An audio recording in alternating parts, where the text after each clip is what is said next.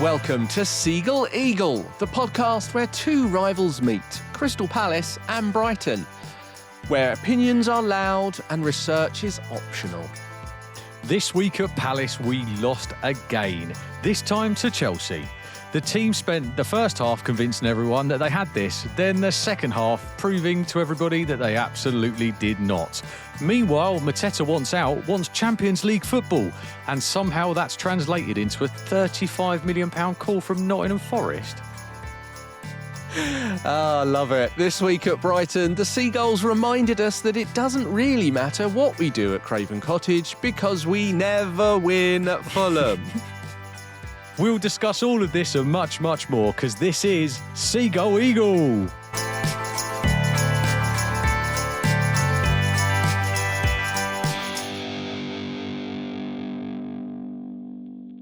Hello, Andy. How are you? Oh, Neil, mate, I'm chirpy. Never been happier. Things are going great. Yeah, I know the feeling, mate. I know the feeling. I'm starting to feel that we're starting to get very much in the same boat at this rate, aren't we? I mean, we are both remarkably disappointing at different times, and I think, I mean, look, one good thing about Palace is that you get a chance to get settled. You know, like because if we win good, and we win for a long time. And Right, if we lose good, we lose hard, and we lose for a long time. How long, though, is the question, Neil? How long? Well, that is the question, mate. It is. It's been another one of those weeks. I didn't really want to do the pod, and I don't think you did. We're all both starting to feel the pressure a little bit. It's more fun when we win. Well, it is. It is a lot more fun. And I should also say at this point, for anyone that's wondering, we are recording this episode on video. So if anybody wants to watch us, if the technology works, then hopefully you'll see us on YouTube if anyone wants to come and watch us. And Neil, obviously, the point to mention is that I am not actually an eagle and you are not actually a seagull. Another good point. We are, in fact, two middle-aged men who look probably exactly how you think. Yeah, very good point, actually. That's a very Thinking good point. now, looking at myself, actually, probably should have had a shave. I haven't had one of those for a few years. You're absolutely growing right. it for Christmas, aren't you? It was nice. I like it. Anyway, look, let's get down to business. Let's start talking about the games. Where should we start? Should we start at Brighton as it was the Saturday kickoff? You had to wait till Sunday for your mess, didn't you? Yeah, we did. Talk to us. How did it go then? I enjoyed the goals. Yeah, yeah. I mean, as I said at the beginning, we never win at Fulham, so it doesn't. You know, I wasn't expecting anything. I think the first thing to say, right, is that the lineups came out, and the interesting points were Herzler had made a couple of changes in particular. Boscagli. So, although he's a centre-back, he has played a little bit at left-back. And if you remember against the Bournemouth game, he came on at left-back and actually put the cross in for our goal. So I think for some thoughts there around maybe getting some game time for him or something. But yeah, he came in at left-back, moved Ferdy over to right-back, and then Ayari and Baleba both back into midfield, which meant that Gross... where do we put him? Well, we'll put him in the number 10, which is good news. I was pleased about that. And normally when you start Gross, you win, right? Well, we've done very well with him, absolutely. He makes the game tick very, very much better than when he's not on the pitch, put it that way. The thing I was struggling with was we put Gross at number 10, and so I'm expecting right wing to be Minte because he's fit and back again, or even Jorginho Ruta, or no, neither of those. Gomez still gets a start, and this time at right wing. And I'm not happy with Gomez at right wing. I wasn't happy at him at 10. I'm not happy with him being on the pitch at the moment, to be honest. But what are you not happy about, Neil? Tell me. He is. I think I said it Gomez? I said it last week that I think he is. He's difficult to pinpoint where to put him. Like, I don't really understand what he is in the sense of a position. You put him into 10 and he's not creative. You put him at a right wing, he hasn't really got the skill to get past a winger or a defender or anything like that. So then you've really got left with a central defender, maybe. And my argument there would be that he's not particularly defensively minded either. So it's a real sort of struggle. Like Herzler's been using him as a pressing machine, basically. Just been trying to Okay. get him, yeah, just trying to get him to press the defence as much as possible, the goalkeeper, and using his legs and fitness, which he's very fit. He's got a lot of stamina in that sense. So I can understand that, but it just lacks quality. So putting Gross at 10, great, that's a good start. Welbeck up front, but So you're Gomez, saying yeah, I he's was he's he's fit, but he's a bitch. Is that what you're saying? it's not quite what I said, Andy, but thanks So for I'll putting sum it words in up. my mouth. Yeah, That's all right. brilliant. The game starts, and as always, we start brightly. We have a lot of the possession, and to be fair, right, as the overall game, and I'll talk about the stats later, but as an overall game, I think we hedged some of the stats in the sense of XG. We had a few more better chances, maybe. But overall, I think probably a draw was the right result if we'd got one. I think that would have been a fair result. I think so, yeah, overall. I know you can look like Okay. that, Andy, but that's my belief. Wasn't the Um, result though, was it, Neil? wasn't, absolutely not, I no. And know. that's the issue that I think overall that we create the chances, we have the better of the possession, we create more shots on target, more shots, all these sorts of things.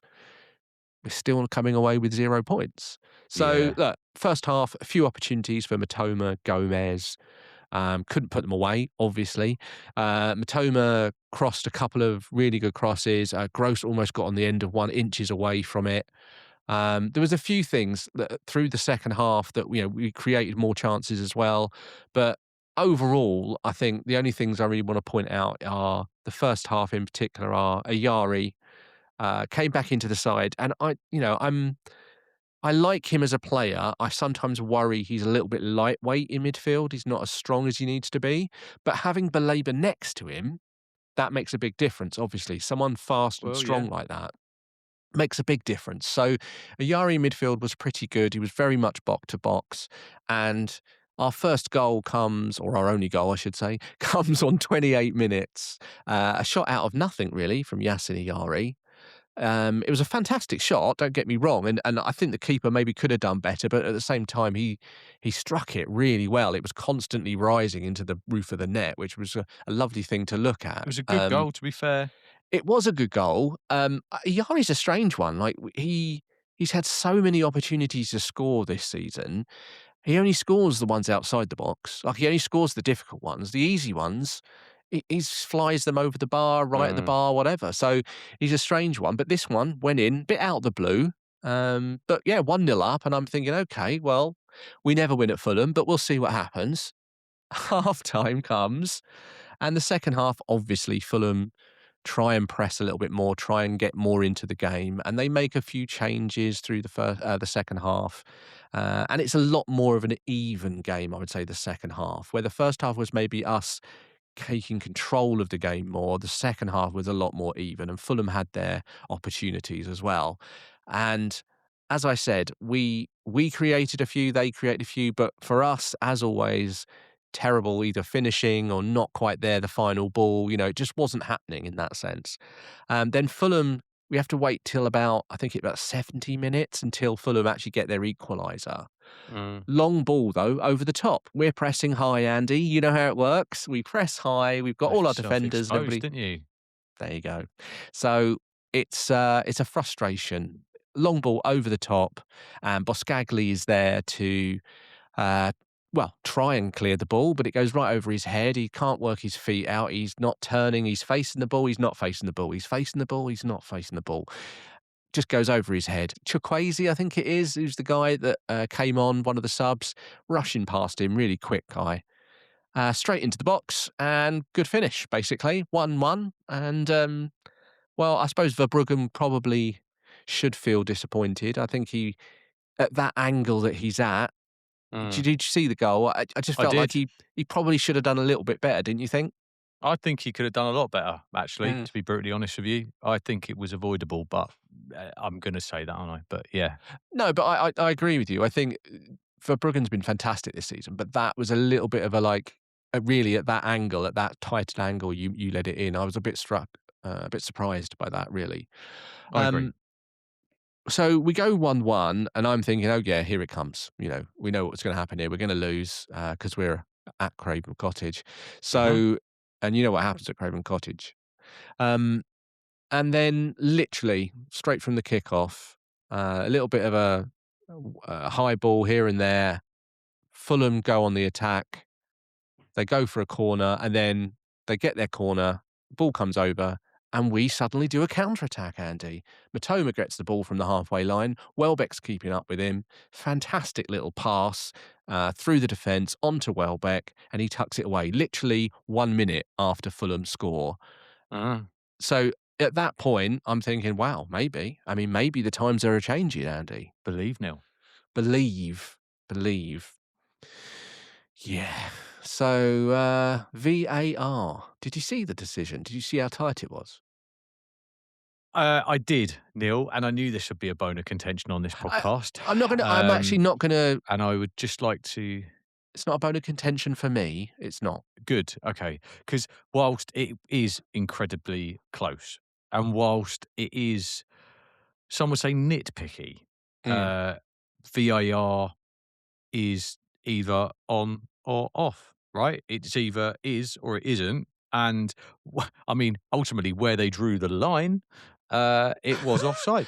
Well, And I mean, I'm upset about it, Neil, because I like goals, right? yeah. And mostly goals for us, but I like goals, and I think I'd love it if there were more goals. And I feel like rules and margins like that are not what this was designed for, let's be Yeah. honest. However, it is within the rules of which we all play. And when you start hearing about my moans in a minute, you'll realise that it's, you're not alone in decisions going against you. But No. ultimately, though, he was just off, though. I mean, So this is the what was question, that, isn't like it? half a centimetre? So this is the question, isn't it, about when we say he was offside? And I think this is the question that a lot of people have got about how the decisions are made, because and the only reason I bring it up Yeah. is that when VAR come out after the game and they show you those graphics, the semi-automated line through one of the players or whatever sort of thing. So on social media, there were a lot of people talking about this decision and the similarity to a decision later in the day where Bournemouth and Liverpool played, Mm. where Bournemouth had a goal against Liverpool on the same day that stood. And when they checked the VAR, the line, the same piece of shirt was coming through as Danny Welbeck's piece of shirt, basically. Like on the picture I saw a tip of a toe is what I saw on the picture that I watched. I've not seen that one. No, if I'm honest, I think that's the issue Uh, that when you see some, well, I'll share it on social media to our listeners so they yeah. can have a look. But I think the issue is that if he's offside, fine. Do you know what I mean? He's offside. He That's was. fine. And uh, but my issue comes with then when you're showing these pictures, Mm. make it look like he's offside. No, mate, I like absolutely like a get it. little tiny bit Yeah. of shirt. It's not. I do another podcast which I won't promote yet, but it's called The Trouble with Football. Oh, I just promoted it. And one of the episodes we do talk about offside and VAR and all that sort of thing. And obviously Arsene Wenger recently has come out and trying to create a change in the laws around the way that offside is picked. And Yeah. one of the major changes to this is the concept that actually offside will only be when there is daylight between the Daylight. attacker and the Yeah. defender. So if that happens, I think that is a lot clearer. That's more goals, I think, which is what you would like, Andy, what I would like. Do you actually think it would be though? Because Yeah, I've I got a do. feeling that it might actually create the opposite effect. Because In what way? then, well, because we'll end up with teams kind of defending deep, and I feel like it might have the opposite effect to what everyone potentially thinks it might. I think it might create a negative way of playing football if you're playing that way round. Mate, the truth is there ain't there isn't an answer. There isn't an answer to this No, because no. we've created a rule of offside which involves somebody deciding whether it is or whether it isn't. And Yeah. whether I'm stood in the park with my 13-year-old playing linesman for the day, which I regularly have to do, the most annoying job ever. Never win any friends playing that game. And you stick your flag up because you've seen it, or whether you've got the technology. It doesn't, to be brutally honest, it doesn't matter if you've got the technology or not because it's still interpretive, isn't it? It's still, Mm, when did someone draw that line? At what point did that happen? And then it's about, the more rules there are, the more problems there are with the rules because all the rules contradict each other. We'll talk about that later. But anyway, I saw that much of a toe. And that mm. was where that was what I saw. I didn't see a shirt because, to my knowledge, I don't think a shirt counts. Does it? Well, a shoulder counts, and I think that's the question. How far up the Mm, arm are you offside? Because a shoulder could score a goal, an arm can't. It's ridiculous. I don't want to keep talking about it because, yeah. it's just a boring subject. The bottom line is it was offside apparently, and we were robbed of a goal. Look, at that point, when the goal is disallowed, I'm thinking, okay, so the next thing you want to do is make a few changes, brighten it up a bit. Let's see what else is going on. My biggest gripe with Hersler for this game in particular was the fact that long before Fulham scored their first goal, Mm, the game had changed. It turned slightly, and Fulham were on the attack more. They were making more changes. They were more positive, and they were on the ball more, and they were creating more. Full stop. Right? yep. We had to wait until the 80th, 81st minute for any changes from Brighton, and that at a game where, you've already conceded one goal, you've had another goal disallowed, and Fulham are pushing up more and more, so I I I found it a really strange decision, especially when you've got a bench that, because we've got a lot of players back from injuries, we've actually got a really strong bench. On Saturday, our bench had players like Minte, Jorginho Rutter, Hinshelwood, Costulas, De Kuyper, Milner. Like, there were lots of players to choose from, and yet he More than didn't we've make got. any changes. Yeah. I It mean, was that's an interesting one because that tells you that he's more confident with the people on the pitch than he is on the bench, which is weird, it's a isn't it? really He feels strange like he one. can. It is really strange. Yeah, I got confused by it really because I was thinking to myself, well, if if he can't see that having a fresh Yankuba Minte on that right wing with 15, 20 minutes to go is not going to scare the hell out of Fulham, then what are we doing here? What are we doing? It was a really strange. And look, bottom line is, he made the changes 80, 81 minutes. He brought, I think he brought Milner on, and Minte and Jorginho Rutter. Okay. And it wasn't until we got to about 87, 88 minutes that he brought Costulas on as well. So it, I don't know. I got a bit frustrated with that, but also at the same time, then you're thinking to yourself, well, okay, are you playing for a draw? Are you just trying to hold what you've got? But he didn't change anything tactically. Like, he didn't do anything to Yeah. say to the players, "Oh, stop counter attacking. Let's just sit in." Nothing changed. So it was And it you was a don't real believe at frustration. that time that there was enough kind of thought from the manager that you were creating enough chances to keep it going as it was. Did you? I mean, is there a view on that from So you that it could have turned in your direction, that you had momentum at that point? we definitely didn't have momentum. No, Mm, I would say it was a very even game, and the changes that Fulham made had a different effect. They were yeah. much more on the attack. They were much more going for it. They brought on fast wingers for fast wingers, and look, the bottom line is, right, that goal right at the end of the game, fantastic goal. Harry Wilson has been doing things like this all season. He's having a fantastic season. And, it's out of the blue. It's a fantastic free kick, full stop. I'm not going to argue with that. Do What? you, Go on. What's your face telling me now? What? my face is telling me that you had beef with your keeper about the first goal, and when I watched that free kick, whilst it was a wonderful free kick, Mm. Uh, if the keeper had actually stood in the right place, it would have looked less spectacular. And that's hard to say, but if Stood you in the watch it right again, place. like if you Yeah. watch it again online now and you have a look at that goal, and then you move the keeper over 1.5 or 2 steps to the right Mm. as he's standing, then he ain't scoring that goal. And I think that the keeper he's got it wrong with his positioning because I f- I think I think he handed him that. Of course, he's going to go for the top left. I y yeah, I mean, I I don't know. I get your point, I get your point. There are a few people that were unhappy with Verbruggen, but at the same time, he's quite a way out, and I think Verbruggen's probably just trying to edge his bets as to which way the ball's gonna go, and that's the Of difficulty with course, it he being is. with it being that far out, you're not sure which side it's gonna go. When it's right on the edge of the box, I think sometimes it's really obvious, which way it's gonna go, or it Yeah, needs to go at least. But we got no, this I great take your big point. wall on the right hand side, and then obviously the whole of the left hand side was open. And I mean, if there Yeah. ever was an imaginary target, it would have been there, flashing, and it just felt a little bit like that. I mean, look, easier said than done in hindsight. And let's be honest, that your keeper has probably stopped you from losing more points than he's lost you, Yeah. right? So, Yeah. but I do think that potentially this wasn't his best game. Yeah, I think that's an absolutely fair comment, Thank you, Andy, annoyingly, thank you. but yeah, that is. Um, so look, 2-1, we lose, obviously, at Fulham, Mm. and I said when I looked at the stats, and I said it earlier, overall, I think we had the better of the stats, but that doesn't really mean anything. There's only one stat that really means something.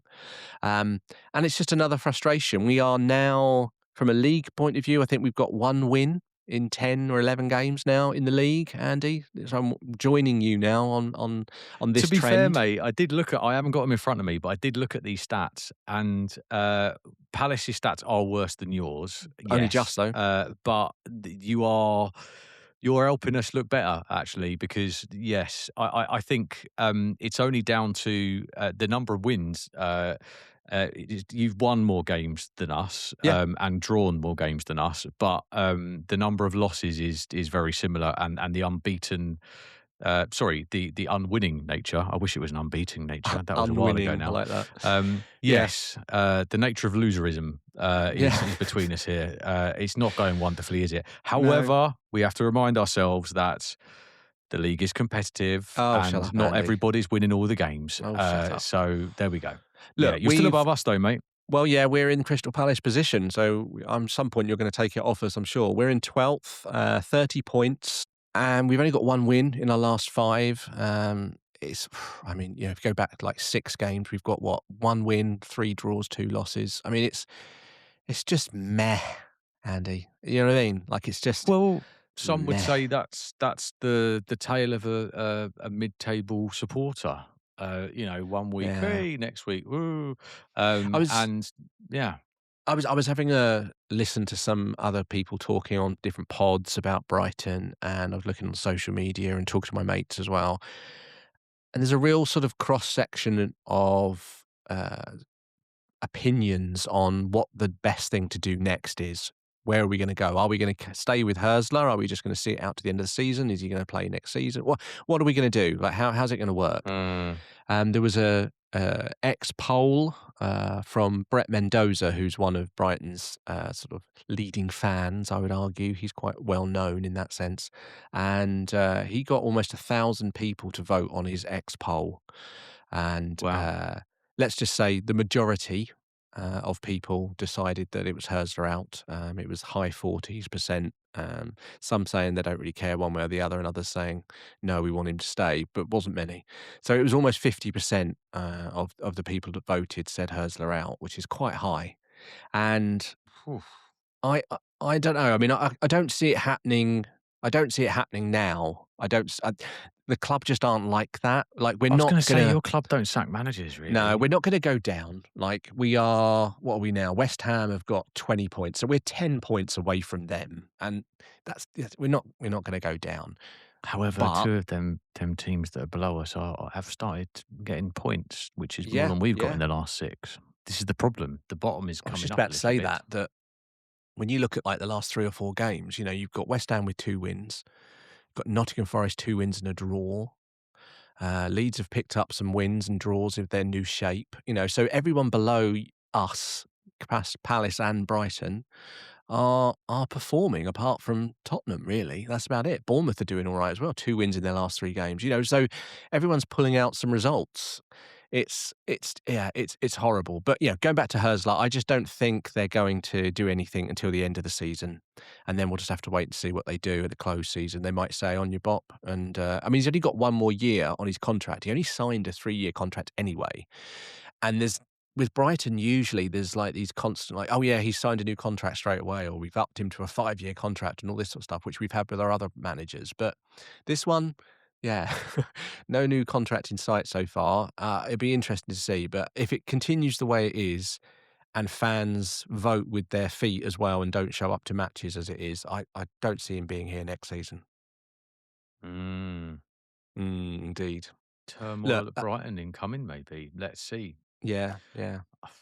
I Shall wonder, we? here's a question for you. Just before, here's a Mm, question. mm, Your manager gets appointed, right, at Brighton, right? You've got new manager gets appointed, i.e. Hersler, right? yeah, yeah, And start season or before he starts the job, eh, board expectations, right? yeah. So in order to do a good job, this is what we want from you. What did they say, do you think? Like, I what is his like aim this year? M I believe that they would have said to him, because considering this is his 2nd season, Mm. I think they would have said to him, "Last season you finished 8th. I think that is your absolute minimum this season." So they would be looking for European football in any way, shape, or form. Realistically, as a club, we've always maintained that our aim currently as a club is to consistently be in the top 10 in the Premier League.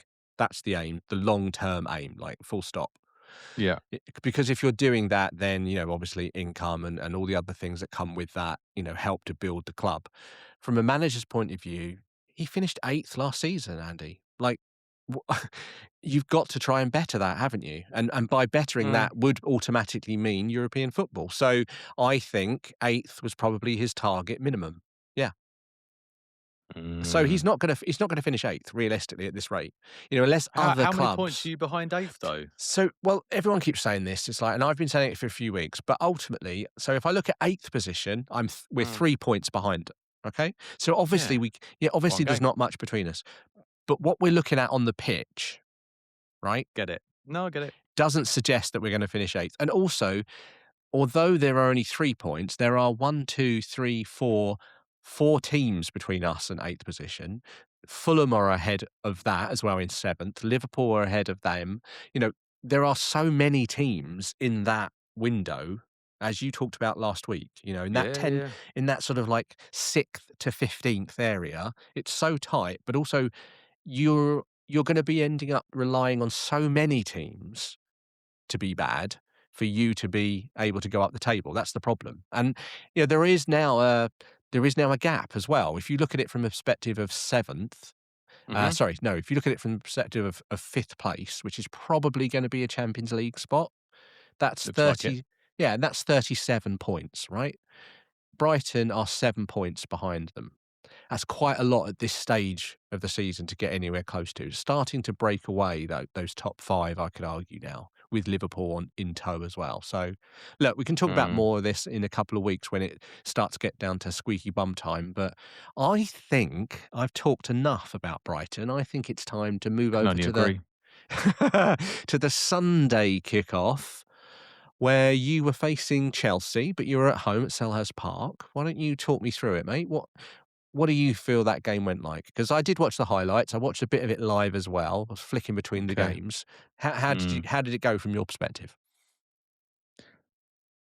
Again, with such optimism for me, I honestly, like, joking aside, I didn't go into this going, we're going to thrash them. Yeah. Uh, Obviously, given our form and given the turmoil, which is a good word that's being used at the moment widely about Palace, but I did go into it with a level of optimism, given Mm, the fact that we had, our two of our best players and my take on our best players returning for the game. Obviously, Muniz and Sarr. Muniz coming back from injury, Sarr returning from AFCON as a winner. And I felt like it was the right conditions playing against the wrong team.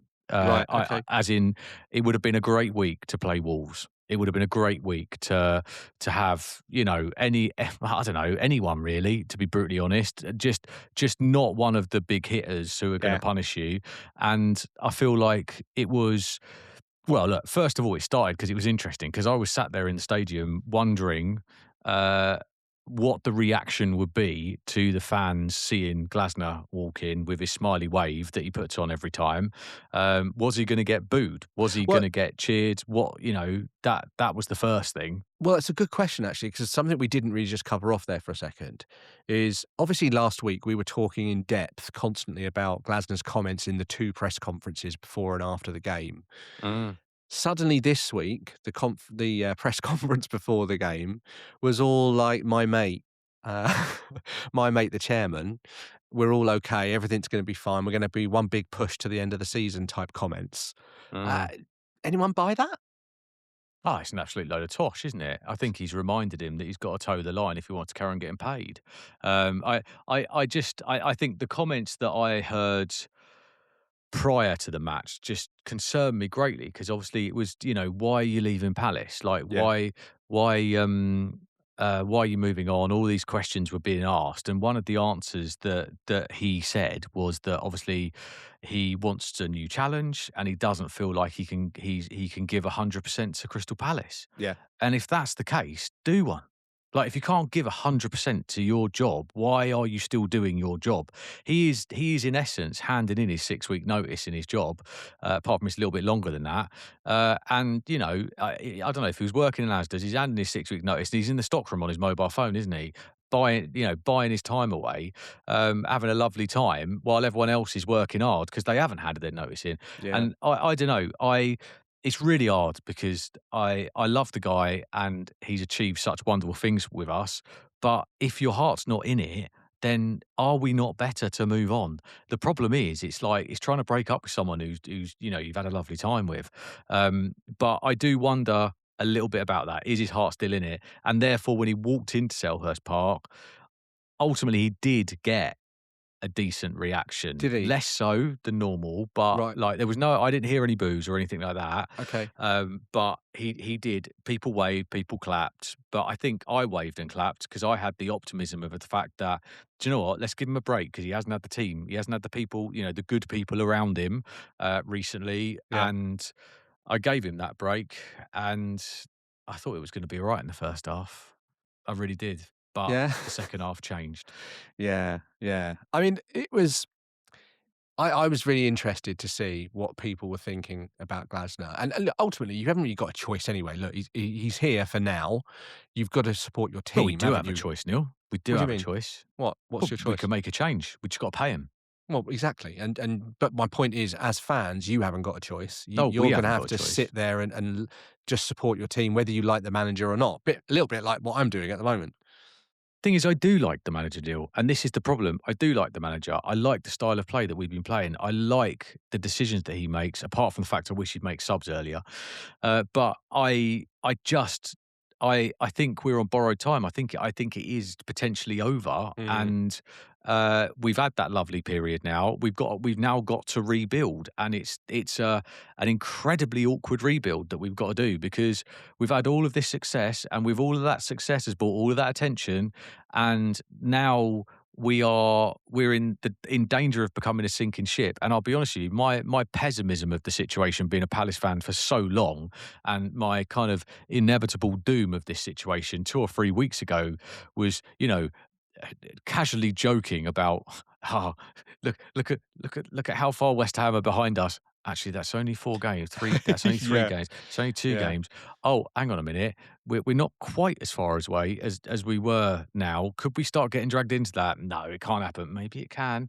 And then now, of course, ironically, our next game up is Nottingham Forest, who are below us. Mm, We slip up there. We are in trouble. yeah. We are in trouble. And then what's our next game? Oh yeah, Seago Ego Day. Another bit of pressure. So I think this is the issue, which is that, like, we've got to snap out of it, and we've got to snap out of it quickly. So My my good takes on that game were in the first half, it's the best football I've seen us play for 2 months. Oh, okay, okay. Well, that is positive. That is And positive. mate, I was incredibly positive until it got to Mateta on one-on-one situations, and the same thing happened.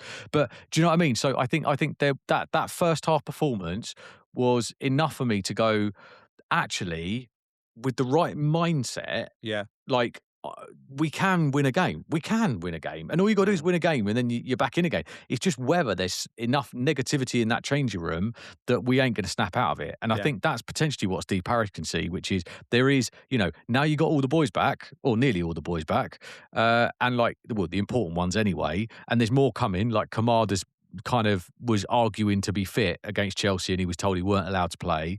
So I was going So to I ask you think, quickly yeah. about that, Go on. just about some of the players, because obviously you did have a few players back this week. I mean, it's their first games, but it's nice. I mean, you Yeah. had Munoz back, which is Yep. obviously the probably the biggest loss of your whole team, really, in that Oh, sense. undoubtedly.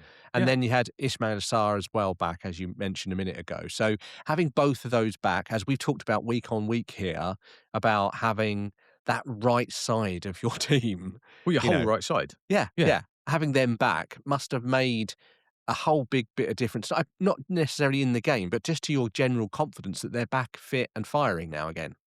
Well, yeah, absolutely. But I think again, the thing to consider, and we have to remind ourselves is that Munoz has been off for a long old time, Yeah. and he ain't going to be back to where he was for a good few games. Sars obviously come back, and he looked good and he looked fit, but he hasn't played with Johnson. Who started together before? He hasn't played with Canvo. He hasn't. So I think. Look, there has been changes, right? And Mm. there is adaptations to the style of play because of the fact that Gahey's left as well. I think it's just going to take a little bit of time. And also, I mean, I think we had a full week of training on that training pitch, which was a really rare thing. And I think we looked good for it. We looked sharp for it, and we looked like we were playing with a level of confidence that I hadn't seen us play in a very long time. Okay. So I was really optimistic, and I was saying to people around me, I was like, "This could be the day, believe it or not, Mm. that it all goes." And I think that we had them big early chances, right? We had Sarr and Mateta kind of pressed Chelsea high. Mateta was obviously cleaned through, and then did you see this? Because I mean, we are running out of videotape for this bloopers reel for Mateta Yeah. at the moment. Yeah. It's getting a bit much, This is what you'd call classic Mateta, isn't it? Really. I mate. mean, which is crazy considering like he wants to leave, and there's clubs like Juventus and Villa interested in him. But recently, this is classic Mateta. I just honestly, there is genuinely, and I sent it to my friends on our WhatsApp group. There is a bloopers reel that has been circulating just for this season, right? And it is unbelievable when you watch it. Unbelievable that the amount of one-on-ones that he's had. And as a man who's getting paid a decent amount of money, obviously not enough that for what he wants, No. right? But and we'll talk about that later. But you should be scoring them opportunities. There's been rumours that he's had a knee injury and all the other bits and pieces, Oh, really? but mate, he has not been on his game. I think something like 16 clear chances he's missed this season. You know that table of how Wow. many obvious and clear chances do you have that Yeah. you should have scored? 16. Yeah. So that tells me that we're a team that's creating chances that needs a new striker, Mm. or the manager needs to trust the other striker that was on the bench, who did actually play, and I thought did very well actually when he came on Uche in that second half. Well, we'll talk about it, but I think our romance with Mateta is over, and we've got to make a clean break. But we'll talk about it later. So generally, let's go back to the game for a second, right? Excuse me. Let's go back to the game, right? So you created XG of 1.88, which is actually pretty high, right? Mm. You've got 13 shots, 7 on target. Yeah. You had more touches in the opposition's box, which is always a really good indicator. When I'm looking at these stats, if I didn't know the score, I would be thinking to myself, wow, this is probably a high scoring draw here, maybe 2-2, 3-3, something like that. Yep. Because Chelsea, 2.2 XG, which is really high, but that's because the quality of their chances, a few of their goals were literally one-on-ones, like Well, a Mateta penalty as missed. well. Yeah, and a Yeah. penalty, exactly. So from that perspective, when you look at just purely the stats, it would indicate to your point, that Palace actually played pretty well. In the first half. Okay. Well, to summarise, in the first half and in the last 10 minutes. Okay. Okay. And when we say the last 10 minutes, 8 minutes of that or 6 minutes of that, or whatever it was extra time. But I mean, look, Sarr, Mateta and Johnson all came close, but no goal. And it was one of them where, again, I sat there and I say this every week at the moment, which is, we're going to regret that later. Yeah. We're going to regret that later. And it was just over and over again. Well, if we can't get these chances, we are never going to win a game. And then obviously, and then as it happened, the first moment of madness then came into the game. And bless him, I feel so sorry for him. JD Canvo, right? I Yeah. like this kid. I Right. really like this kid. I think he's going to be brilliant.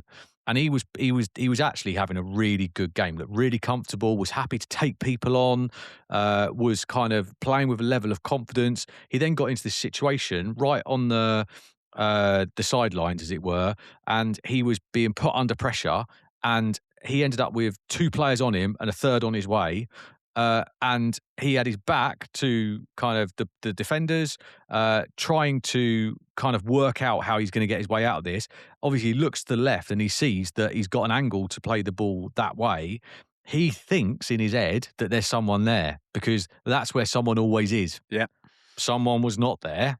And obviously, he played the world's worst back pass, but yet the world's best assist for Chelsea. I mean, it was a perfectly timed through ball. Was wonderful. For them to burst through. And obviously, look, this is the difference between Palace and Chelsea at the moment. The old Palace, if they'd have had that opportunity, would have absolutely nailed it, just like Chelsea did in this situation. You can't miss them opportunities. And they were clinical and they got it. And obviously, at that point, you got to remember, we were playing very well, creating chances. It was like, one more, we might get it in. One more, we might get it in. And then that happens, and the whole stadium's just like, oh my God, like we're back here again, right? Here we go again. Yeah. And then from that moment, I think we got to half time and it was like, right, okay, are we going to get a good Glasner team talk? Are they going to listen to the guy that's just said they're leaving and doesn't care about the bench? Like, what have we got here to turn this round? Come out in the second half, Chelsea were clearly the better team from the offset. Yeah. Right. So we didn't come out, we didn't attack it. So much more clinical in attack they were. And then just 5 minutes in, got punished as I thought we would. João Pedro kind of doubled the lead.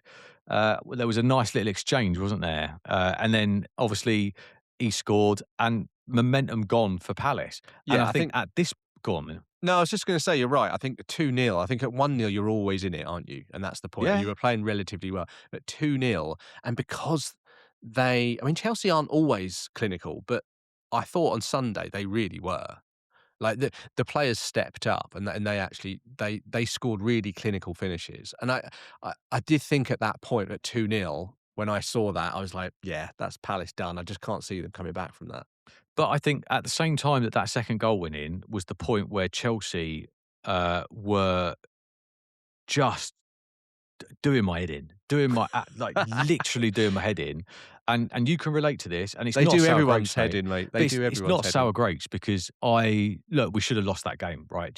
Before I go into all this, right? We should have lost that game, right? Yeah. So it's all right, mate. You did. It's fine. Yeah, and I'm not blaming it on anything or anyone, right? However, what actually unfolded in front of my very eyes was beyond belief, to be brutally honest.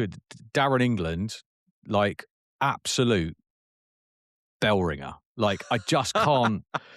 I can't describe. You're not a fan? Mate, he's refereed 14 games for Palace.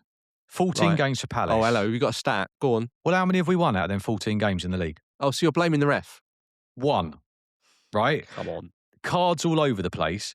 And and the decisions that have gone against us in some of them games that he's refereed are more than questionable. And we'll talk about it in a second, but once again, Palace were on the end of another rule somehow found that no one else has even seen, heard of, or used. Oh yeah, it's Palace that'll get used against again. What rule is this? I don't know. We'll talk about it in a second. Oh, but okay. The penalty, we'll talk about it.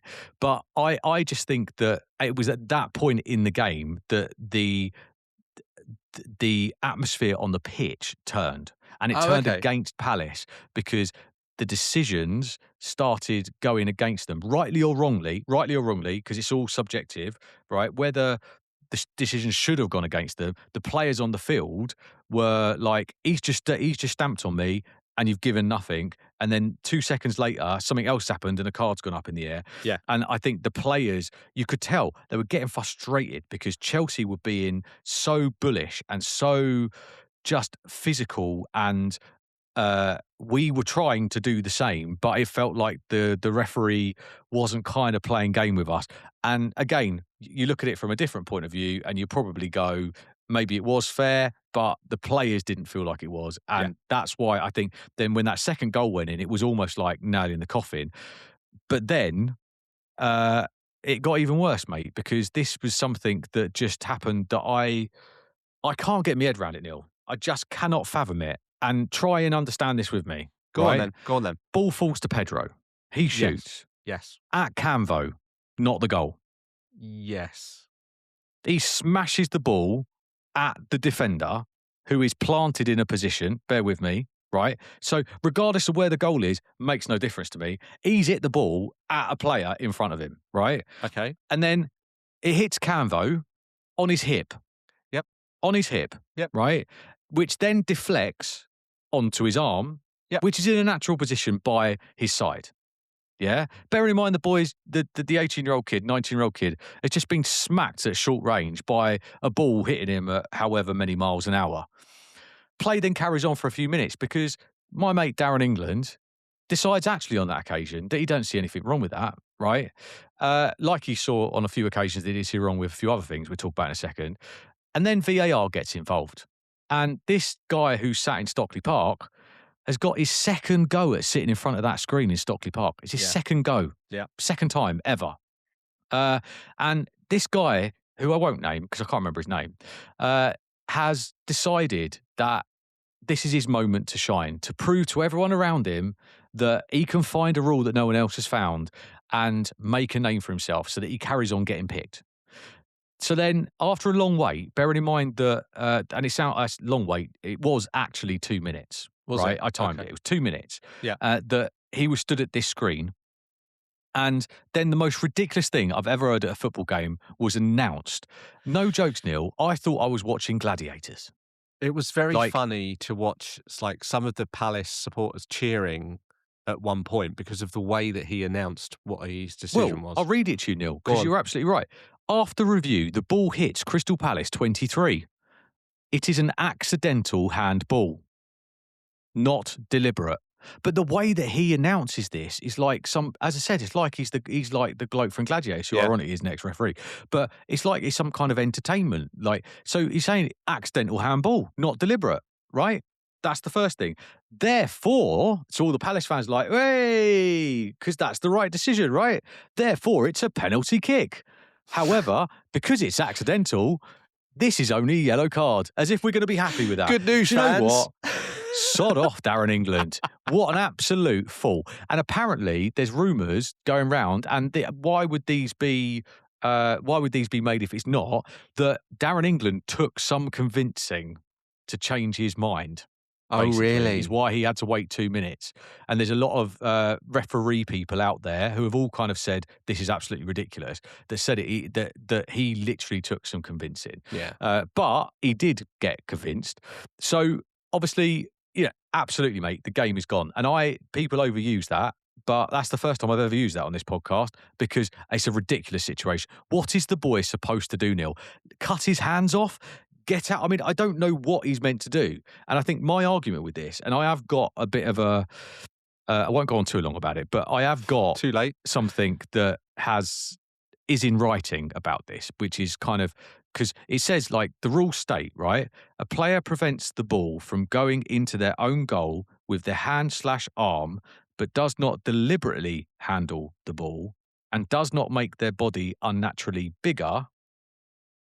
The answer to that is not a handball. That's from the rule book, right? So Player prevents the ball from going into their own goal with their hand or arm, but does not deliberately handle the ball and does not make their body unnaturally bigger.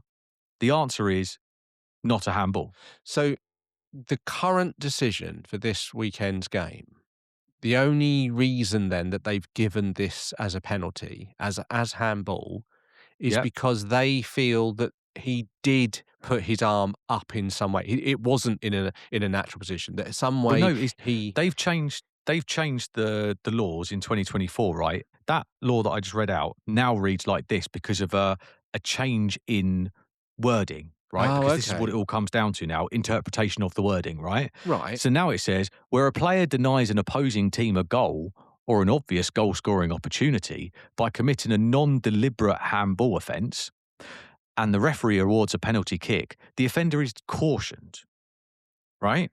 So there's a key point in that new rule, which matey boy, who's had his second go on the computer at Stockley Park, has decided to interpret in his own way. And that key word is the word offence, Yeah. right?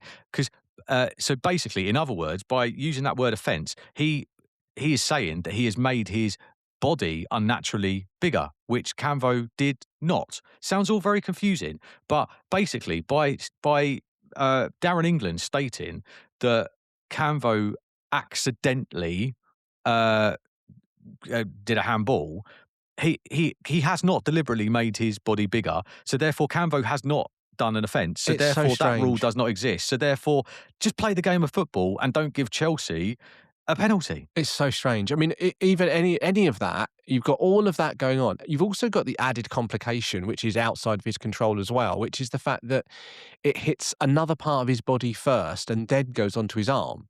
So it's not Yeah, even like it hits his arm directly, and you have the argument as to whether he put it there or anything like that. It's hit another part of his body and deflected onto it. So I it's mean, even what like less of a penalty. I'm a Brighton fan. We all know it, and I would yeah. love to say that it's a fantastic decision. It's a horrendous decision. It really is. And, It's a and mate, terrible decision. ironically, it was the nail in the coffin. So, I mean, if this had been the first goal of the game, I would have been irate. But Mm, I think that's the point, which is that what does the people that are writing these rules and sat at the computer at Stockley Park, what do they actually want to yeah, happen? They want defenders to run around with their hands behind their back because I just don't understand what you can possibly do to avoid that no. situation. Listen, It's really really bad, and obviously you've got like, yeah, anyway, we won't go on, but we'll carry, like, just to finish up, really, you got yeah, go Adam on. Walton, who had two quick Well, yellows, yeah, we need to right, talk who about got that. sent off. Yeah, yeah, Yeah, yeah. he got sent off because he lost his head because he was being kicked, tripped up, all of the other stuff throughout the whole game. And Moises obviously Caicedo, Brighton old mate, boy, was doing a number on him, wasn't he? Really, really. I mean, I could oh, see it. He was hitting him. He was nicking at him. He was pushing him over. There was a lot of things going on there. and mate, Caicedo shouldn't have even been on the pitch at that point. And again, many referees have said the same thing, right? He should have got a second yellow card for a late challenge on Sarr earlier on in that game. And the referee, do you know what he did? Go Like, on. we're talking 15 minutes before he sent Walton off. Caicedo, on a yellow card, took out Sarr completely. Clear foul, clear yellow card. The referee went like this with an imaginary card, put his hand up in the air, and didn't actually hold a yellow up, right? He gave him a get out of jail free card, Wow. right? Is what he did. Yeah, visually as well. And then decided to send Walton off. And then you add on to the fact that Pedro Beto, he stamped on Sarr. He stamped on him, and VAR should have taken a look at that. So you got all of the, and Oh then, dear. and then Oh my you had, God. and then just to add insult to injury of all the other stuff that Darren England missed, chose to not look at, whatever it is, Cucurella, yeah, Yeah. handballed accidentally the ball in the Chelsea penalty area to stop a goal, right? And it wasn't even looked at. After Canvos spent 2 minutes looking at and all the other bits and pieces. All that happened in one Oh game, Neil. dear. Like, and listen, it sounds like sour grapes because I know that even if none of that would have happened, we probably still would have lost the game. But the point being is that all of these small margins, they mean so much when you've Yeah. got momentum and you're playing someone like Chelsea who are just going to hack and kick at you and annoy you and be in your ear. Yeah. You be in a relegation battle? Maybe if we lose next week, yes. Could we turn the corner, Neil? Could we turn the corner after this performance? I actually can see that we might be able to. I really do think that the positive influence of some of these players coming back into these Yeah, teams yeah, who are winners, yeah. right? They ain't going to stand for this. So we've got new captain now. Henderson's been crowned captain Has he? Okay, officially. right, And I think we've got vice captains, Lacroix and Hughes. right, okay. Never heard about vice captains before. Not something I've ever really thought about. But yes. So can we get over it? I think I saw enough in that first half before Darren England ruined that game for me, to be brutally honest. Again, Mm. not the reason we lost, but the reason why we lost our momentum.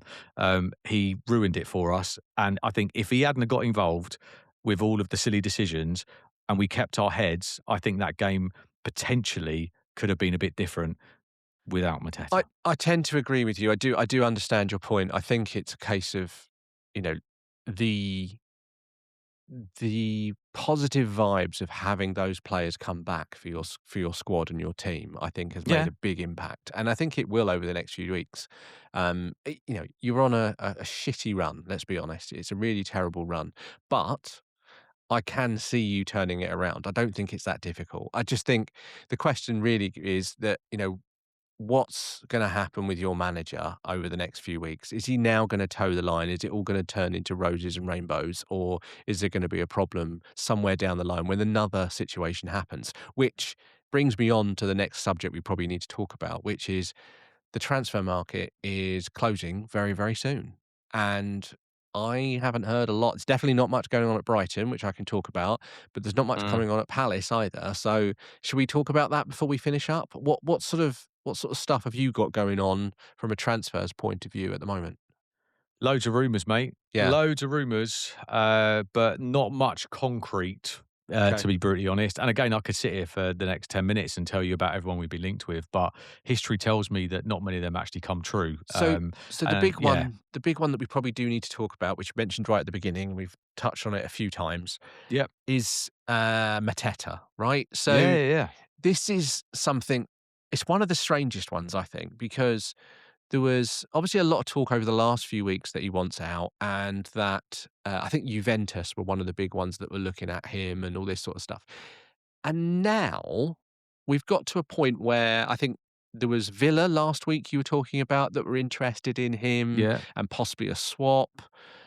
And now this week it's gone backwards in some respects because now you're stuck with Nottingham Forest putting in an offer for Jean-Philippe Well, it's Mateta. almost so ridiculous that you've almost got to give it some kind of credit because no one would make that up. Of all the Um, people, this is like Mate, crazy.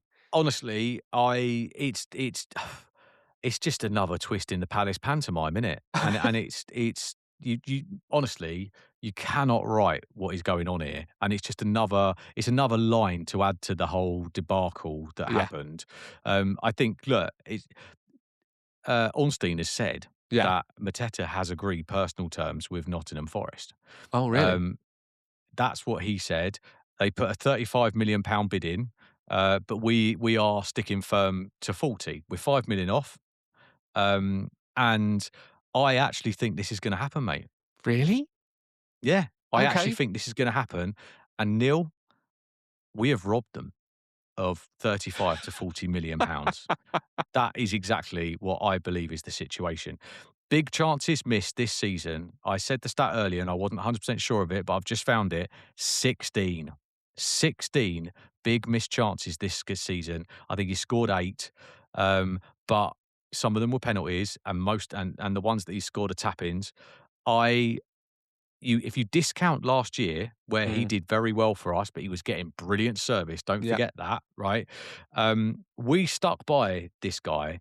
I think he's 29, right? We've stuck by him, and he was awful at the start. He was absolutely awful. He was yeah, stinking out the place. yeah, He was on loan. He was on a loan to buy, and we were about to send him back, and he scored I think he scored a brace in the cup. Every time that he was about to go back from his loan and we were going to cancel his loan, he pulled it out of somewhere and found something to keep going. All of a sudden, Glasner comes in. We play a slightly different system, and he comes alive. He rejected a new contract, very similar sort of time to when Glasner did. Right, we offered him a very good deal, right, yeah, and that yeah. was when he was actually on form as well. And then have a look at his stats in the last 4 months, mate. He switched off. He switched off when we said we weren't gonna pay him a couple 100 grand a week or whatever it was, Mhm. to stink out the place. And, we stuck by him, and I feel like now I'm questioning his loyalty a little bit is the truth of the matter, Mm. and that's why he did get a boo. He did get a boo from the Palace fans when, his name was called out, and he didn't get clapped when he came off either No. because I think, look, for me, there's 2 types, and when have you ever heard me, like, genuinely be annoyed when someone leaves Palace? I've actually wished everybody all the best, right? Yeah. Gay, you look like, genuinely, I'm like, "You do good for Palace, and we understand where we are," just like you are a little bit with all of the people that go over to Chelsea, right? Yeah, yeah, yeah. You go, "You've served us well. We understand where we are in the pecking order. If anyone wants to go off and better themselves and do it in a good way, absolutely, we will applaud you. And you know what? You probably even get a clap when you come back to Selhurst Park, right? Unless you Mhm. score against us. But like, we'll welcome you back." For him, there is a bit of a situation here now, isn't there? Because he ain't going off to better himself. In his head, if he seems to think that Nottingham Forest, who are somehow sat below us in the league, even in our lowly 15th position, he would be going to a team in the 17th in the league that stole our Europa League place and are just about still in it, just about still in the Europa League. Um, if he and what he said, I mean, look, when Mateta first joined Palace, Neil, in his in his entry interview, right? He's like, "Welcome to the school" interview. He said that he first player I've ever seen say this. He said, "I see Crystal Palace as a stepping stone to Champions League football." He Wow. said that. He Saying it said that, first day. Nice. right? Okay. And that's all got forgotten because this guy is the best character that there is. Yeah, You go he's on the ended Crystal up going Palace to tour, Nottingham Forest possibly. mate, you go on the Crystal Palace tour, the lady that is like knows all the players and does the tour and all this Yeah. and, you know, knows them all first down. She's like, she loves him. She's like, he's the best character that ever played for this club. Like, great for the dressing room, all that. Great for the dressing room until you check out. And I think this is the issue that Yeah. he has checked out. He's not going off to better himself. He's going off because Nottingham Forest think it's funny to offer him 150 grand a week because John Textor has probably meddling in all of this. And is Mateta going to play week in week out and win all of, and you know do everything he's meant to be doing there? I very much and I think if any of the Nottingham Forest fans think they're getting Mateta last season, you are very much mistaken. Mhm. What I quite like about this is in the same thing that Einstein, I just made him a new name then, Einstein, put out in the same tweet. It said Palace exploring the deal further with Strand Larson from Wolves, Yeah. and that is what makes me happy because to be brutally honest, mate, I actually think, and I'm not even joking. I'm a 41-year-old man, Neil. I could have scored more goals that Mateta have been set up with than he has this season. I'm not sure about that. Oh, mate, I promise you now, I would have nailed a couple of them that he's missed, as you would have, and as lot of the population would have. I don't understand what this is. Is it a jinx? Is it that he don't care? Is he trying to prove a point to Yeah. say like I mean because he's been offered a new contract, which is probably double what he's on now. But this guy's in the shop window, and someone wants to pay that amount of money Yeah. for that calamity. Honestly, our time with him is done. Mm. Right? Any other rumours? Any other things that you want to pick up? Anything that you think's got legs, or you think that's it? Obviously, Strand Larson is the big one.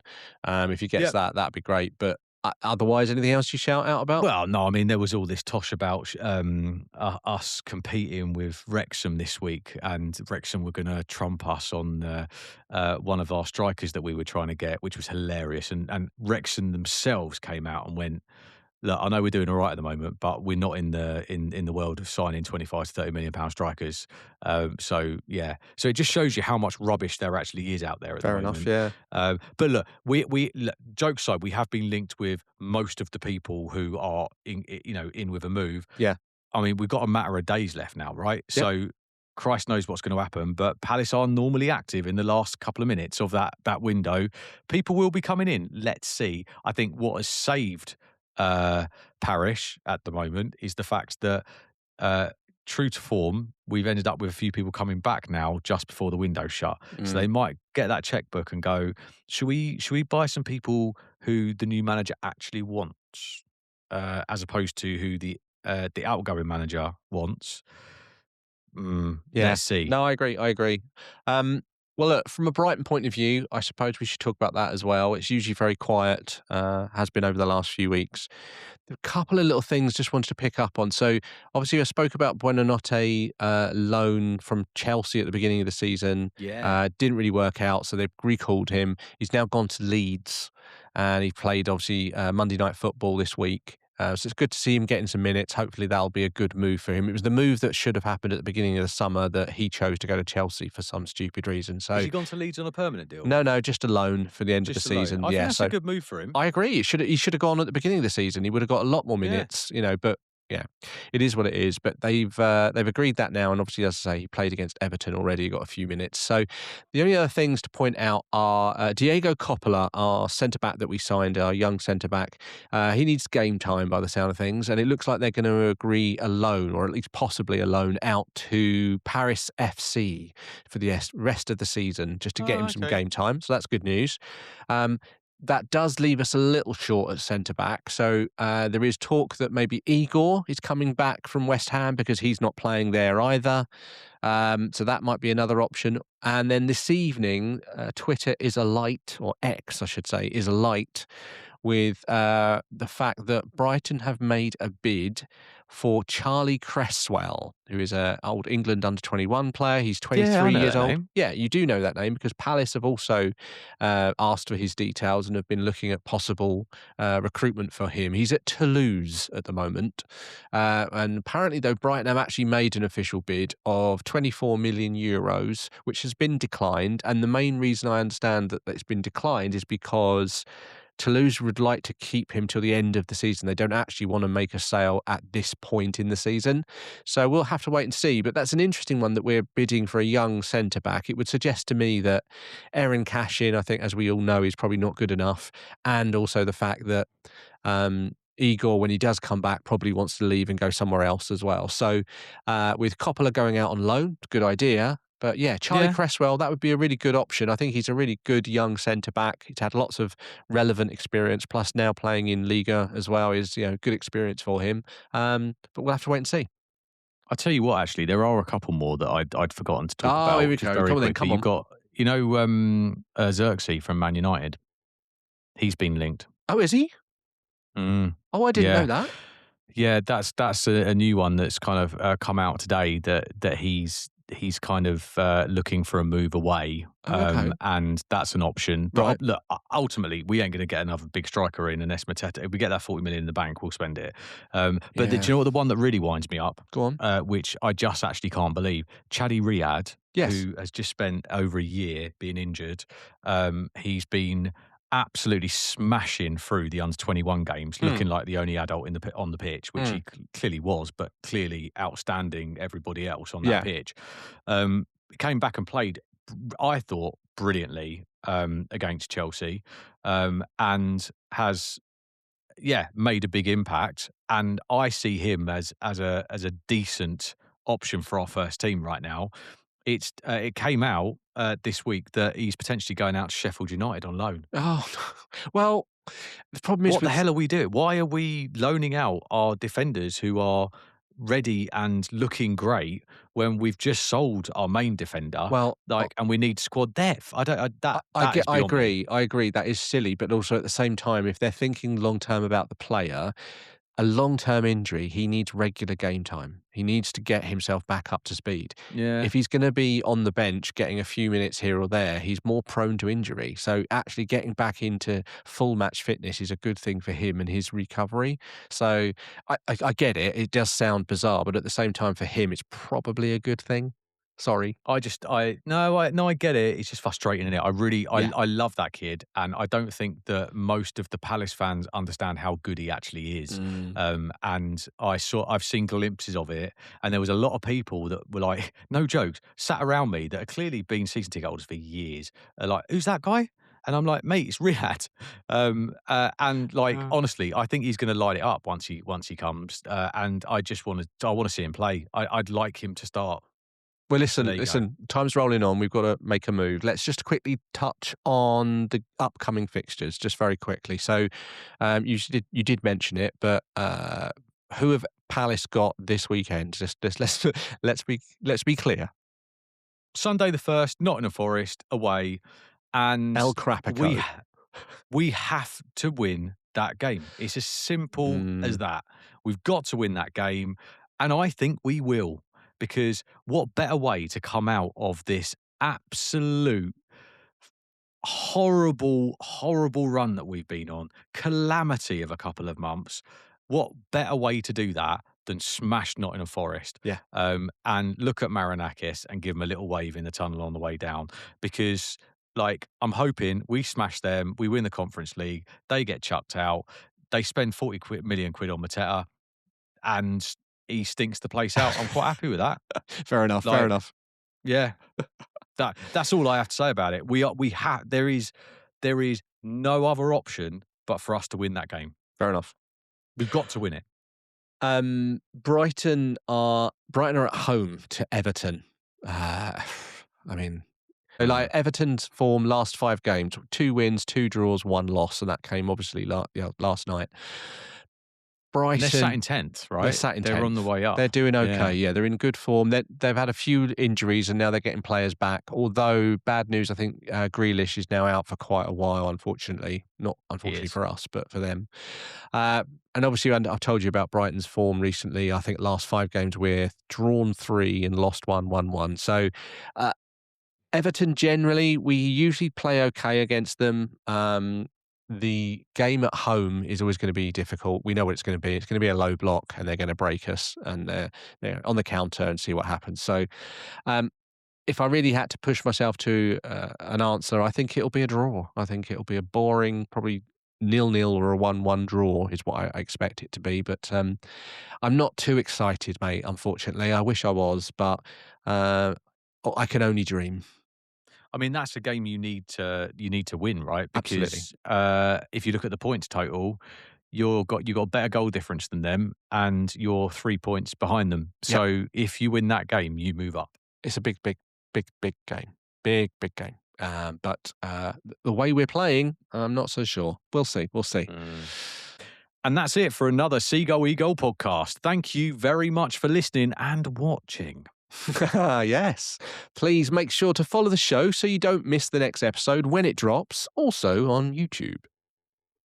You can find us on TikTok, Instagram, Facebook, and X. Just search Seagull Eagle and get the conversation started. You could drop us an email if you want at seagulleaglepodcast@gmail.com. And we'll be back next week to take a look at what happened at Everton and Nottingham Forest, and also to preview Seagull Eagle Day. Yeah, and we'll be back to talk about the transfers as well. All those millions of transfers, Andy, you got in on deadline day, eh? Just one will do, Neil. Just one will do. We'll see. Until then, Eagles! Seagulls!